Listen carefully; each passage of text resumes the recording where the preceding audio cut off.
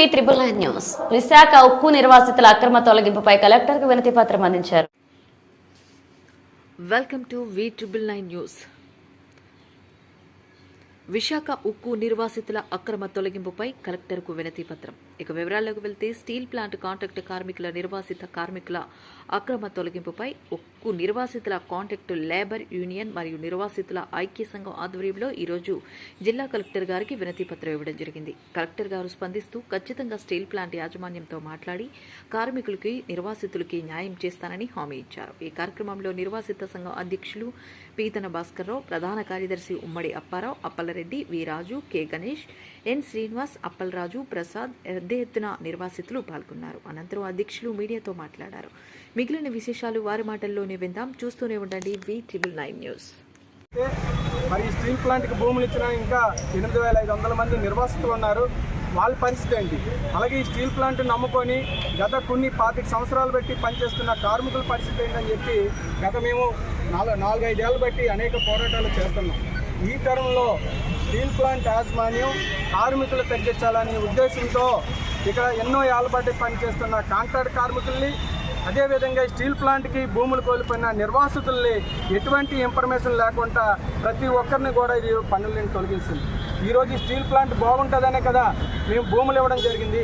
ఈరోజు steel plant రావడం వల్లే ఈరోజు గాజువాక్ కానీ వైజాగ్ కానీ ఇంత అభివృద్ధికి బాట పడింది. దానికి కారణం ఎవరంటే స్టీల్ ప్లాంట్ భూములు ఇచ్చిన నిర్వాసితులుగా మేము. కానీ చాలా శాంతియుతంగా మేము అనేక ఏళ్ళ బట్టి మేము పోరాటాలు చేస్తూ వచ్చిన ప్రతి అధికారులు కూడా మేము వినిపించుకోవడం జరుగుతుంది.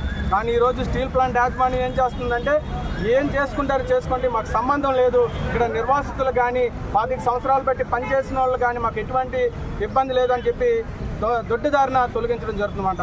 ఇది చాలా దుర్మార్గం. మరి కేంద్ర రాష్ట్ర ప్రభుత్వాలకు కూడా చాలా తప్పుడు సమాచారం ఈ స్టీల్ ప్లాంట్ CMD గారు, DP గారు చెప్తున్నారు. ఏం చెప్తున్నారంటే ఈ స్టేట్ గవర్నమెంట్ కానీ సెంట్రల్ గవర్నమెంట్ కానీ ఇక్కడున్న నిర్వాసితులు కానీ ఇక్కడున్న స్థానికులు కానీ స్ట్రైకులు చేసి కార్మికులు అడ్డుకుంటున్నారు, కార్మికులు భయభ్రాంతులు చేస్తున్నారు, వెళ్ళిన ఉద్యోగస్తులు ఇచ్చేస్తున్నారు అన్నారు. ఇది చాలా అబద్ధం. ఇది అబద్ధాల మాటలు చెప్పి గవర్నమెంట్ని పోలీసుల బందోబస్తు ఫోర్స్తో ఈరోజు స్టీల్ ప్లాంట్ నడిపిస్తున్నారు. దయచేసి ప్రభుత్వాలు కూడా వాళ్ళ పక్షానే మీరు వినకుండా మా పక్షాన కూడా మా మాట కూడా మీరు తీసుకోమని ప్రభుత్వాలను మేము రిక్వెస్ట్ చేస్తున్నాం. అందులో భాగంగా మరి MP గారిని కలవడం జరిగింది, అలాగే ఎమ్మెల్యే గారిని కలవడం జరిగింది. ఈరోజు జిల్లా కలెక్టర్ గారికి ఎన్నో ఏళ్ళ బట్టి పనిచేస్తున్న కాంట్రాక్ట్ కార్మికుల్ని, అలాగే ఈ భూమి ఇచ్చిన భూమిపుత్రుల నిర్వాసితుల్ని కనీసం కాంట్రాక్ట్ పనుల్లో కూడా లేకుండా తొలగిస్తున్నారు. కాబట్టి దయచేసి మీరు అందరూ చొరవ తీసుకొని ఇక్కడ కార్మికులందరినీ కూడా యథావిధిగా విధుల్లో పెట్టాలని చెప్పి ఈరోజు విమర్శించడం జరిగింది. మేము ఒక మాట చెప్పదలుచుకున్నాం. స్టీల్ ప్లాంట్కి ఇన్ని కోట్లు లాస్ అయిందంటే కారణం ఎవరంటే మీరు నిజంగా యాక్షన్ తీసుకుంటే, గవర్నమెంట్ నిజంగా యాక్షన్ తీసుకుంటే పై అధికారుల మీద యాక్షన్ తీసుకోండి. ఏదైతే ఇంజనీర్ ఇన్ఛార్జ్లు ఉన్నారో, HODలు ఉన్నారో, ఎవరైతే మెయిన్ పోస్టులు ఉన్నారో వాళ్ళ నుండి ఈ యొక్క స్టీల్ ప్లాంట్కి లాస్ కలిగింది. వాళ్ళ నుండి యాక్షన్ తీసుకోరు. కానీ 15,000 జీతానికి పనిచేస్తున్న మా కాంట్రాక్ట్ కార్మికుల మీద మీరు యాక్షన్ తీసుకోవడం చాలా దుర్మార్గం. లక్షలాది మంది జీతాలు తీసుకొని మీరు AC రూమ్లో కూర్చుని పెట్టుకొని నెలకు 3,000, 3 లక్షలు, 4 లక్షల జీతాలు ఇచ్చి ఒక ఇంజనీర్ ఇన్ఛార్జ్లు, HODలు, ఒక టెక్నీషియన్కి 3 ఇంజనీర్ ఇన్ఛార్జ్లు ఉన్నారు. ఇవన్నీ కూడా మీకు తెలిసిందే. గతంలో వాళ్ళందరినీ తొలగిస్తానన్నారు. వాళ్ళు తొలగించకుండా ఈ స్టీల్ ప్లాంట్ ఉత్పత్తి కోసం జాతీయాలను ఆశయాలని అంటే పెద్ద స్టీల్ ప్లాంట్కి పేరు ప్రతిష్టలు తెచ్చిన కాంట్రాక్ట్ కార్మికులు 15,000 రూపాయలకి 8 గంటలు శ్రమించి పనిచేస్తున్న కాంట్రాక్ట్ కార్మికుల్ని ఈ స్టీల్ ప్లాంట్కి భూములు ఇచ్చిన, కారు చౌకగా భూములు ఇచ్చిన నిర్వాసితుల్ని తొలగించడం చాలా దుర్మార్గం. ప్రభుత్వాలు వెంటనే దీని మీద CBI ఎంక్వైరీ వేయాలి. ఎవరైతే తప్పు చేస్తున్నారో వాళ్ళ మీద యాక్షన్ తీసుకోండి. మా మీద యాక్షన్ తీసుకోవడం కాదు. మేమేం పాపం చేస్తాం? స్టీల్ ప్లాంట్ అభివృద్ధి కోసం, వైజాగ్ పట్టణం కోసం, అభివృద్ధి కోసం, చుట్టుపక్కల గ్రామాల ప్రజల కోసం త్యాగం చేసినందుకు మీరు మా మీద యాక్షన్ తీసుకుంది. అదేవిధంగా కాంట్రాక్ట్ కార్మికులు 2,000 ఈటు దగ్గర పనిచేస్తున్న, ఏళ్ళ బట్టి పనిచేస్తున్న కాంట్రాక్ట్ కార్మికులు ఉందా మీరు యాక్షన్ తీసుకుంటారు. ఎవరు అయితే దీనికి ఈ లాస్కి రావడానికి కారకులు అయ్యారో ప్రతి అధికారి మీద CBI ఎంక్వైరీ వేయండి. CBI ఎంక్వైరీ వేసి యాక్షన్ తీసుకోండి. వాళ్ళ మీద యాక్షన్ తీసుకొని బయట పెట్టి వాళ్ళు జైల్లో పెట్టే ప్రయత్నం తీసుకురావాలని చెప్పి స్టీల్ ప్లాంట్ యాజమాన్యం అర్థం. అంతేగాని తప్పుడు సమాచారాలు మీరు గవర్నమెంట్కి ఇచ్చి చేస్తే గవర్నమెంట్ కాదు. మీరు రిక్వెస్ట్ చేస్తున్నారు రాష్ట్ర ప్రభుత్వాన్ని కూడా, దయచేసి మీ రాష్ట్ర ప్రభుత్వానికి అన్నీ తెలుసు. గౌరవనీయులు పల్లా శ్రీనివాసరావు గారు కూడా దీని మీద మాట్లాడారు. MP గారు కూడా మాట్లాడడం జరిగింది.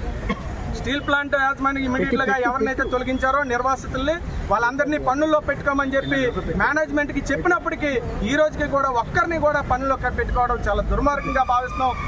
యాక్ట్లు కూడా చెప్తున్నాయి. ఒక పక్క లేబర్ కమిషనర్ వారు కూడా చెప్తున్నారు.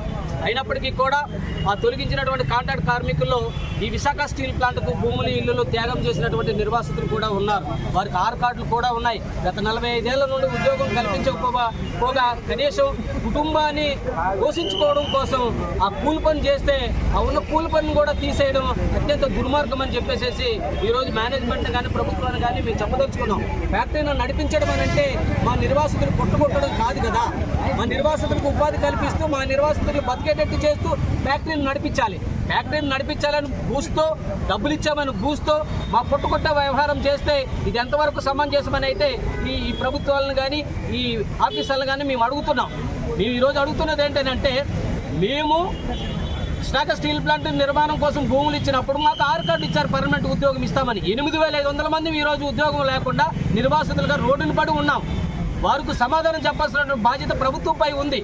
ఆ స్థితిలో ఎటువంటి అంటే 40 ఏళ్ళ నుండి ఒక్క రూపాయి కూడా జీవనభృతి ఇవ్వలేదు. రీహాబిలిటేషన్ రీసెటిల్మెంట్ జీవో ప్రకారంగా జీవనభృతి కల్పించాలి ఉద్యోగం ఇచ్చినంత వరకు, కానీ ఎటువంటి జీవనభృతి కూడా ఇవ్వలేదు.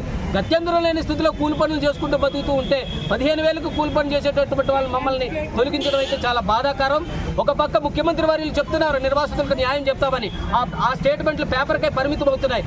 భౌతికంగా ఆ కార్యాచరణలు ఎక్కడ కనిపించట్లేదు. నిజంగా అట్లా కనిపించినట్లయితే వీళ్ళంతా ఈరోజు మెమోరాండం పెట్టుకొని కలెక్టర్ వారికి ఇచ్చేవారు కాదు. ఈరోజు ఎమ్మెల్యే గారు చెప్తున్నారు నిర్వాసితులు కాపాడుతామని, ఎంపీ గారు చెప్తున్నారు నిర్వాసితులు కాపాడుతామని, కానీ అది ఎక్కడ కూడా కార్యాచరణలకు రావట్లేదు. దయచేసి కార్యాచరణలకు తీసుకురండి. నిర్వాసితులు భూములు ఇస్తే అక్కడ విశాఖ స్టీల్ ప్లాంట్ నిర్మాణం జరిగింది.